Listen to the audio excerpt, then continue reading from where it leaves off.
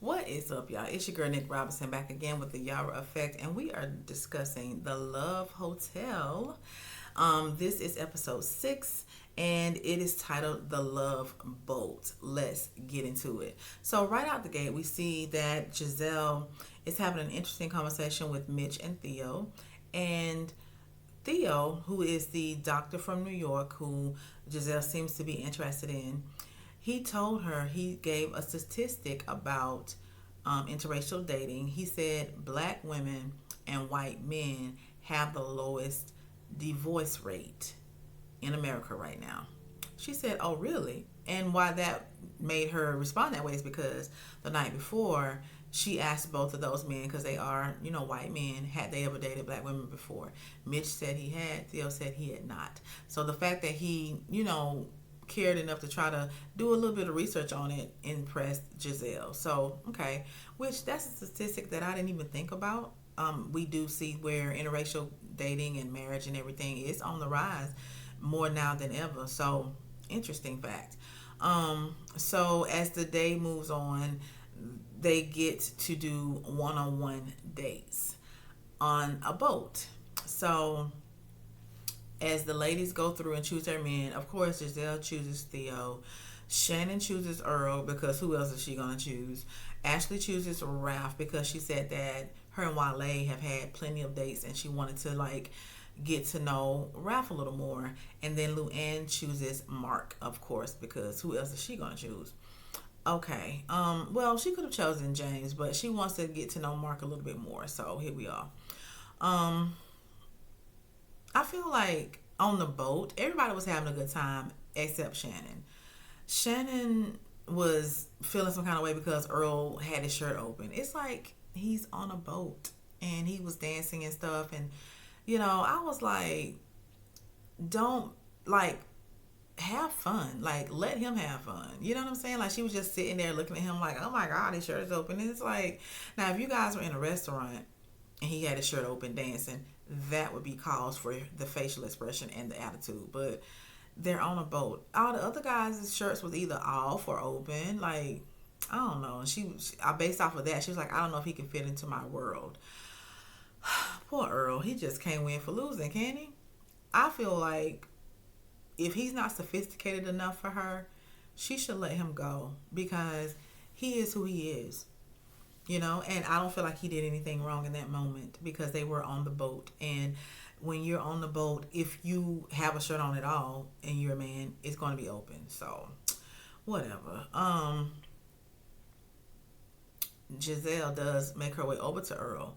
And she was like, telling Earl, Shannon is very fancy. She's expensive.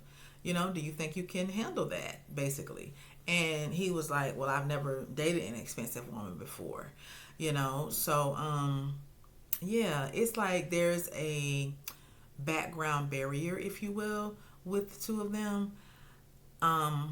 There will have to be adjustments on both sides, I believe, in order for it to work. I feel that Earl would be more willing to adjust than Shannon is, because if she's getting all hopped up because he had his shirt open on the boat, honey, I don't know. She's a little, you know, she's a woman of a certain class, I guess, and sometimes they can come across as a little bit stuffy, as a little bit stuck up, and like a stick in the mud. She's a sweet person. It's just, I don't know how Earl is going to fare in her world. And she seems like she will chew him out and spit him up if he does something to embarrass her in front of her hot shot friends and stuff like that, because again, she's from Orange County, California. It's very affluent there. California already has a really high cost of living, but in Orange County, it's like one of the richest places in California. So you have people there that's has money, had money, they grew up with money, so they act a certain way, right? So, poor Earl, he lives right outside of Atlanta in Lawrenceville. Lawrenceville is a nice, residential type of suburb outside of Atlanta, but it's nothing like, OC, Orange County. So we'll have to see if it goes anywhere. and if they can move beyond their differences. It'll be interesting to see. So anyway, um, Mark tells Luann that he wants to take her somewhere in New York. You know, he lives there, she lives there, so it would be a good fit in that they won't have to travel to see each other. No one would have to consider moving if it goes further than that. So that's what I do like about that. And James is into Luann, which she also appreciates, but what woman doesn't appreciate that? You know what I mean? Like, you want to feel like you are important to somebody. Like, you want to feel like they care, and Mark definitely does let Luann know that he does. So they leave the boat, and Ashely invites Wale to her room and everything like that. And he was like excited to go, and he was like, "Wow, my room looks nothing like this. Of course, y'all's rooms don't look like theirs. They're gonna have nice suites because they are like housewives. And if you don't know, housewives are put on a pedestal. Like Bravo, that's their flagship franchise. Like Housewives is really what put Bravo on the map. I don't recall Bravo outside of Housewives, to be honest. So, of course, they're gonna make sure the Housewives are well taken care of. Okay. So, yeah. Moving on. James tells the group that he sees Luann as his girlfriend. And everybody is like, what? You know what I'm saying? Like, what is he talking about? Like, we've only been here a few days. How could you already feel like she's your girlfriend, especially when she's open to dating other guys and stuff? And Raph was uncomfortable. Raph was like, he asked Wale, you want to go get a drink? Because this is making me uncomfortable. And Wale was like, nah, I'm interested in his perspective. So, he was all into it, like dapping him up and everything like that. You know, yeah, he's confident that Luann isn't going anywhere, that they're going to be together. Like, I don't know. Was he feeling that confidence because of what happened on the last episode when she covered the cameras and we heard that zipper? I don't know. Is that what's making him confident? Maybe, maybe not. But he says he's confident. So, baby, we'll see. He feels like she's just being nice to Mark. Like, her and Mark ain't gonna have nothing. So, okay, moving on. The next morning comes and Joel has a surprise for everyone. They bring out the ladies' best friends, right? So we see Cynthia Bailey from Real Housewives of Atlanta. She is really good friends with Luann. And let me say this, Cynthia was looking amazing. I love that color on her. The hat with the dress was cute. Like, of course, she's a fashion model, so she knows how to dress herself to look the very best as usual. She just looks amazing. And then we see Adeline and Sophie, who are Shannon's daughters. They come with their mother. And then Cal, who is Gizelle's hairdresser and friend, he comes. I wonder, is Robin banned from doing anything with Bravo? Because I would think that she would bring Robin, but then again, I wouldn't want to ask Robin for no relationship advice either. So I guess Cal would be the only other person that would come because her daughters are in school or whatnot. They're in college, so they might not have had the bandwidth to come all the way to where they were. And then Brant comes for Ashely. Brant is a friend of Ashley's that I'm not familiar with, but they seem really close. And so she trusts him to kind of assess the situation and give her advice.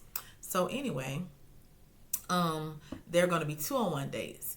And the BFF is going to go on the date with the ladies and their choice of guy that's going on the date.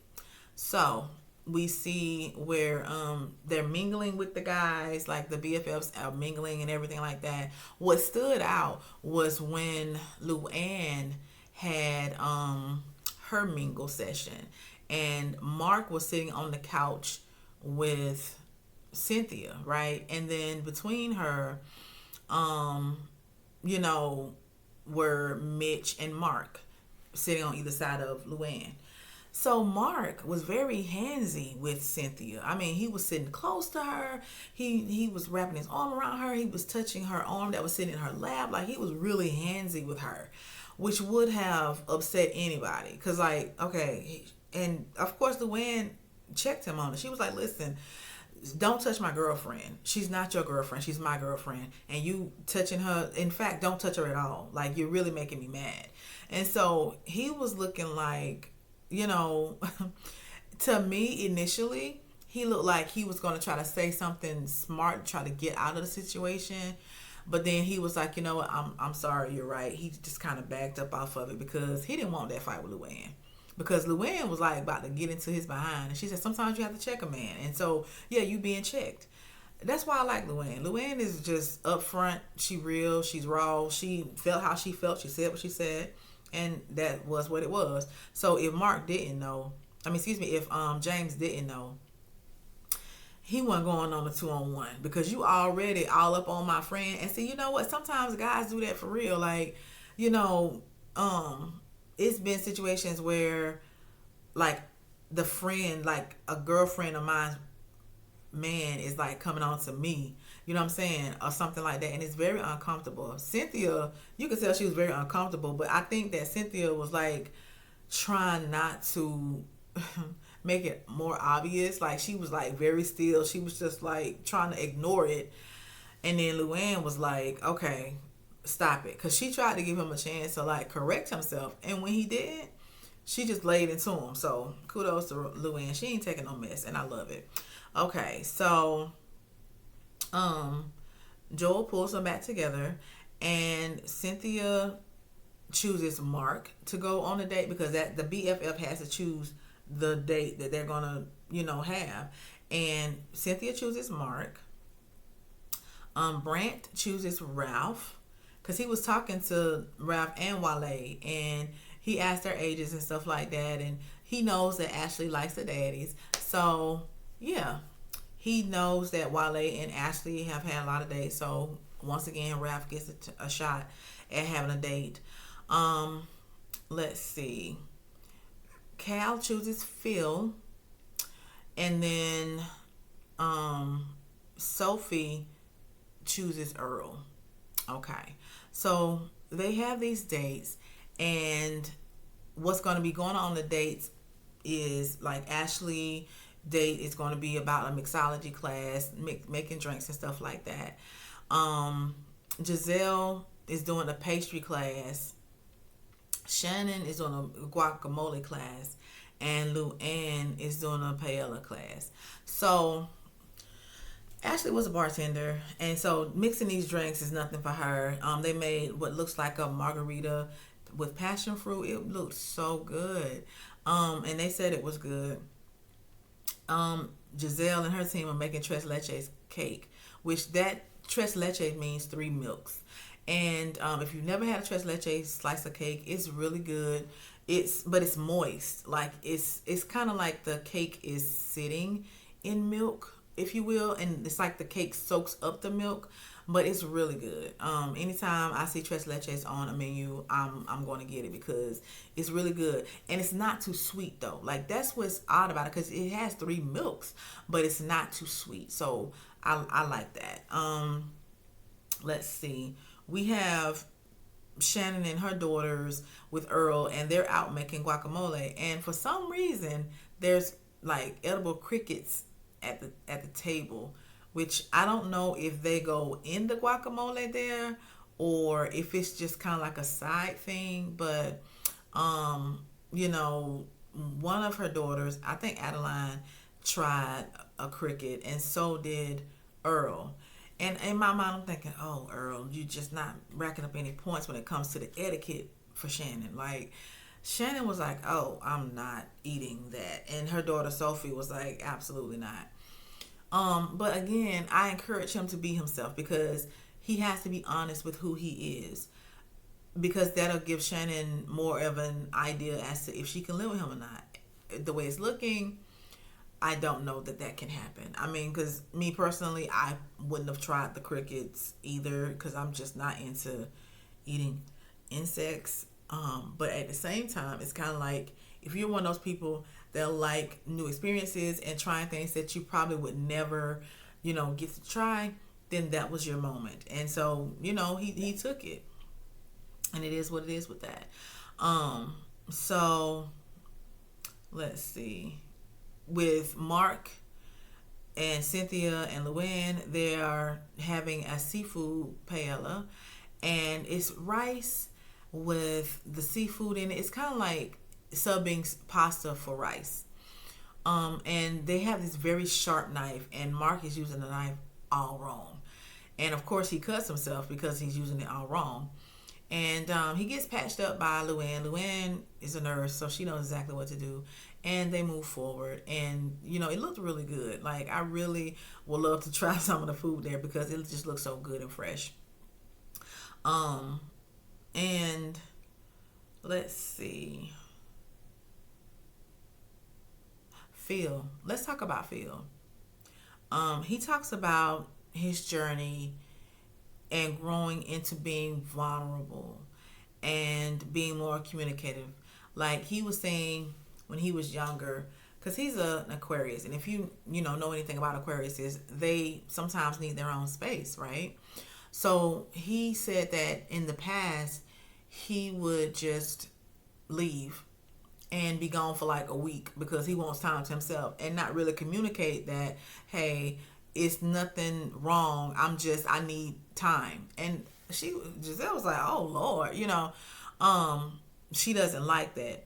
I don't think that he communicated well that that's no longer where he is. I think he was trying to say that that's what I used to do. I'm no longer like that. I'm getting better with being vulnerable, with communicating, with building trust. And so Cal was like, I don't know, you know what I'm saying, about that. And Gizelle feels like Phil was, kind of holding back who he really is. And she's glad that Cal is there to ask the questions because she's really getting an assessment of who Phil really is. But I just think it was a miscommunication and misunderstanding on Gizelle's part as to what he was trying to say. So, we'll see how that goes. Let's see. Now, Shannon and her girls talks about, how important Real Housewives of Orange County is to Shannon's life, and they got into a conversation about her watching scenes back and how he would feel about watching it with her and stuff like that. And he said something really sweet. He was like, I don't like to see her hurt. Because Shannon was saying that sometimes the scenes when she watched them back make her sad, they make her cry. And he was saying, I don't want to see her crying or upset. And so that would be the reason why he wouldn't want to watch it. He doesn't watch it currently, which I don't know many men that do. Like, you know what I'm saying? Like, that's not really a show for, a man like Earl. He's an older guy. He's not into chatty gossip and stuff, so I don't see him watching the show. But he was saying what would make him not want to watch it is if it's going to upset Shannon. So that was really sweet. Again, he's a sweet guy. I just don't know if he is good for her.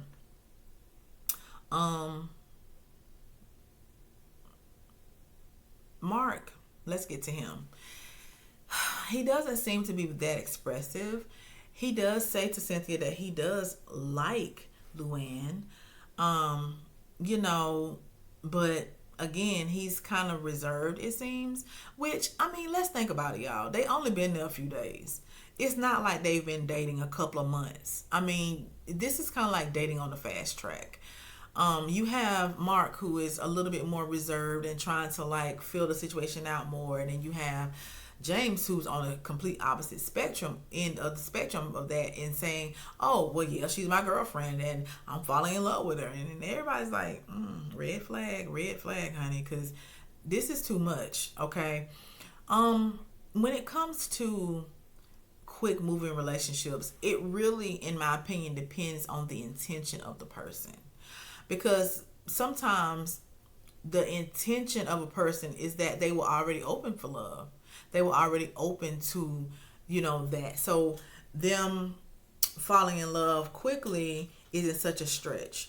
But if you have someone that has the intention of trying to use somebody or trying to do something nefarious, then that's a whole different thing. I think intention is really, really important when it comes to any relationship. I mean, you can be with somebody for a whole year and it still isn't right. Versus you can be with somebody for a couple of months and you know that that's the person you want to spend the rest of your life with. I think intention is the biggest indicator of how the speed of a relationship goes and what what's what. Now when you add good intention with that, you also have to look at the dynamics of the relationship as far as lifestyles, and if you want to have kids, what you feel like you should, how you should raise your kids. And I mean, it's so many different facets of things. But is it possible to meet somebody and instantly connect with them and it work? Yeah, it can. But that, in my opinion, that intention has to be there, and the right intention, as in wanting love, seeing somebody for who they are, actually loving them for who they are, and not who you want them to be or who you think they could be or who you think you can mold them into, right? So James, I'm not sure how to feel about what he's saying or whatever. It's really making a lot of people feel like it's a red flag moment, but only time will tell. Like, we can only see.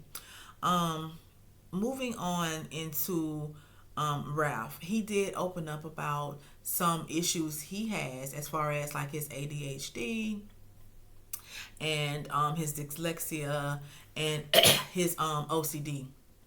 He said that he started researching these things and trying to understand like why he feels this way or why this happens to him. And when he researched it, he went and got checked out, and true to form, he does have ADHD, he does have dyslexia, and he is OCD. He was saying that with the ADHD, impatience is a thing for him. He's a very impatient person. And so it was cool to see him kind of open up about who he is at the core. And it's really a vulnerable moment, because whenever you are highlighting something that's not the best quality, if you will, about yourself, that's you being real. And I can appreciate that. I can appreciate that, because honestly, you do need to know these sort of things about somebody, because it'll help you understand like why they acting this way, or why are we having this kind of conversation. So that was cool of him to open up. After the 2-on-1 dates are over, Ashely once again checks up on Wale. Like, one thing about it, I mean, she is like letting Wale know that even though she's spending more time with Ralph, she still thinks of him. So I can give her that. They were just chilling, and he teaches her how to speak a little bit of Yoruba, which is the language of Nigeria, and he teaches her how to say hi. So that was cool. Let's see. Once again, James is blathering about how he's fallen in love with Luann, and everybody's uncomfortable for it. As it turns out, Luann has a history of quick moving relationships. I think she was with the Count for a couple of weeks and they got married or something like that. So I don't know. At this point, I know it seems that Luann is wanting to like take it a bit slower. You know what I'm saying? And truth be told, if somebody is really in love with you like they say they are, and they love you and stuff, then they'll allow you the time to catch up to their feelings. They'll allow you the time to feel more comfortable with the dynamic. So if he really do love her and she continues to explore the connection, he won't be pushing her and pumping her and pulling her to go faster than she's comfortable with going. I hope she has the restraint to like take her time, because if you've gone quickly in the past, then it's easy for you to continue to go quickly. So once again, it's just a big question mark over that relationship for me. So the next day, once again, Earl being his sweet self, the BFFs are getting ready to leave, and Earl brings Shannon's daughters keepsakes from the trip. It was so sweet and kind of him to do that, to let them know that he was thinking of them, and he's really, I feel like he really wants more with Shannon, and making an impression on her daughters is very big. So they were appreciative and everything like that, and it was a sweet gesture. So yeah, Earl is a good guy. Never said he wasn't a good guy. Okay, so you know, let's see. Now Gizelle is having doubts about Phil. Like she expressed to Cal, she, told Ashely that, and Ashely still confirms that she likes Ralph. So here we are. Let's see. After the gift giving, Shannon does talk to her girls about not feeling like she can voice her concerns to Earl without feeling like she's criticizing him. That's a huge problem. Okay, that is a big problem because in relationships there are going to be times when you don't see eye to eye. You know what I'm saying? And conflict resolution is one of the biggest things that trip people up early on. When you have your first spat, fight, disagreement, whatever you want to call it, how it's handled is really important because it's going to set the tone for how disputes are handled going forward. And if Shannon feels like she can't talk to Earl without him feeling criticized, then yeah, how can you actually grow in a relationship if you feel like stifled with not being able to communicate in that way? Like, it seems he's only comfortable with like what's good, and he's uncomfortable with discussing what might not be so good. So Shannon did bring that about to the girls, which was smart for her to keep that in the back of her mind, because even though they've not had a rough patch since episode or two ago, she still hasn't forgotten, that moment. So kudos to her for, you know what I'm saying, recognizing that and discussing it with her girls. Luann is talking about Mark, and she's saying how, she wants attention and she doesn't feel like Mark really gives her that attention, because he's still a little bit guarded. But again, it's only been a few days, y'all, so I can't say I blame Mark really. But I know that for her, there is such a big disparage between the two men that she has there, because James is like overly, far in the process, and then Mark is kind of like, come on, you know what I'm saying? So we'll see how she handles that. Joel, is back with the ladies. The BFFs are gone, and he was like, yeah, it's an elimination. And they were like, what, right now? He was like, no, I'm just playing. So he psyched them out real bad. But he tells them that they only have 3 days left before they have to check out the hotel. So time is winding down, as we can see. So coming up, Mark is having a conversation with Gizelle, and I don't know if he's talking about Luann or if he's telling Gizelle that he has an interest in her. Like, I don't know. That conversation kind of threw me off, because I'm like, is he talking to Gizelle about Luann, or is he telling Gizelle that he likes her? I don't know. We have to stay tuned to see what's going on. Shannon is crying, and all the ladies are surrounding her and upset that she's crying. So we got to see what happened with that. And Gizelle is like getting really upset. Like, Gizelle seemed like she ready to just, cuss somebody out. And then Mitch tells James that he doesn't like how he's handling Luann and that he'll punch him. So it's getting a little heated. I think the last 3 days is going to be a little bit of tension and stuff going on that we haven't seen before. So y'all tell me what y'all think.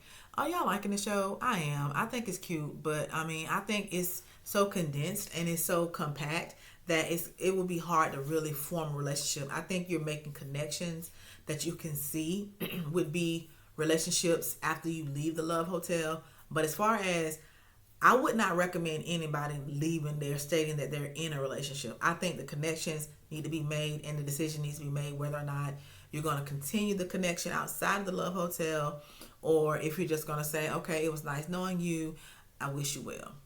But again, y'all tell me what y'all think. Do y'all like the Love Hotel? Who would you like to see on the Love Hotel next? Like, comment, subscribe, share, all the good things. I appreciate every last one of you, and I'll talk to you later. Bye.